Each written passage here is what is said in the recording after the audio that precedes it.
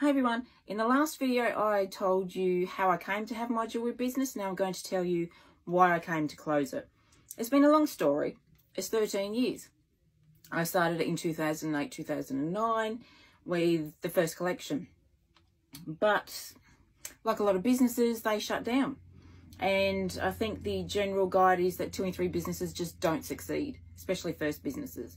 And like a lot of people, I wanted it to be the bee's knees. I wanted it to succeed and be this massive business, and I'd be making collection after collection. Unfortunately, that's just not the way it worked for me. And of course, during this period, my writing also took over. So that was part of the problem. I was trying to do 2 things at once. But the main reason sort of started in 2015. I've got a cough drop in my cheek, so don't worry about the way I'm talking. In 2015, Mum became really ill in December. And in January, I decided to close the store for a holiday. I do have a store. It used to be a website. It's now on Made It. Has been on Made It since 2013. But in January 2016, I closed it for a holiday, and it's been closed ever since. Or it's been on holiday ever since.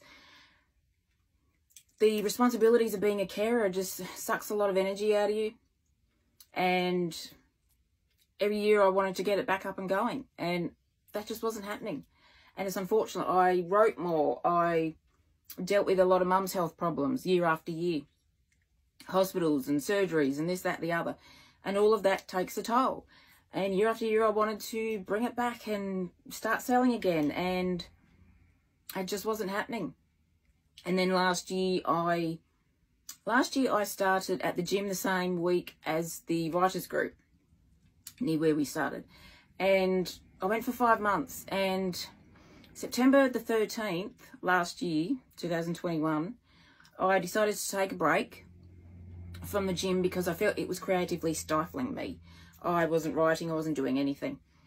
And I came home, sat down, got a bunch of scrap paper, and I wrote note after note, trying to get everything out of my head down on paper, and how I wanted my life to be and how I wanted it to get back to. And I realised I wanted to get back to before I had my businesses, before I had that pressure, before I was doing everything. And I just wanted to write when I wanted and what I wanted, and write when I had the inspiration. And out of all of that, I came to realise maybe the jewellery business needs to stay closed. And then, on a side note to that, I buy RSL Art Union tickets from the Queensland RSL Art Union to win a house. And as you do with affirmations and positive thinking, yeah, I'm thinking about moving into this house and which bedroom I'm going to use for a writing room and which one for a jewellery room. And I'm in there unpacking all of my stuff.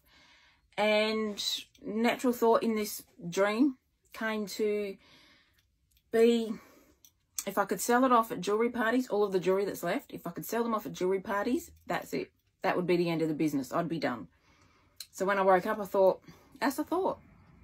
I sat with that, and I realised that's what I want to do. And so over Christmas, I came to the realisation I wanted to close the business. In January of this year, 2022, I closed all of the Facebook, Twitter, Pinterest, Instagram accounts for the business. I still have the trademark. I still have the business name. I will keep those. And I still have the store, because at some point I need to sell the stuff off. Not sure when that'll be. I have a couple of containers full of jewellery. At some point I'm hoping to reload, do that again. But I just realised that I was so bogged down with everything I was doing, something had to give. And that was the jewellery business. And sometimes you hang on to things for too long, which we all do. We hang on to clothes, we hang on to jewellery, we hang on to stuff too long. I mean, I'm looking at a pile of my Nancy Drew collection as I do this. It's opposite me. And we hang on to stuff for too long. Not that I'm getting rid of it. I will not get rid of my Nancy Drew stuff.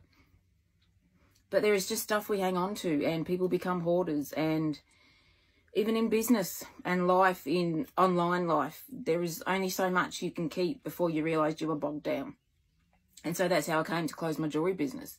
Technically, yes, I still have it. Yes, I still have the names. And at some point, I will sell the stuff off. But in general, the business is now closed. And that's how I came to close Jewel Divas after 13 years. which isn't a bad thing. You know, closing a business isn't necessarily a bad thing. It's okay. And that's life. And, you know, realizing you need to let something go is okay. And you will be okay. And things will be okay. And the world will still turn. So that is how I came to close Jewel Divas, my business.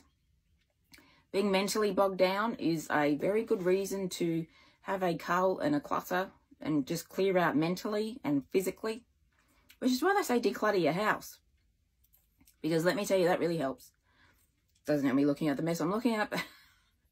So yeah, declutter your brain. If you feel bogged down, declutter your life, your business life, your personal life, whatever life, part of your life. And see where it takes you. It took me to my book business and my publishing house. And that's how come I came to close my jewelry business, Jewel Divas.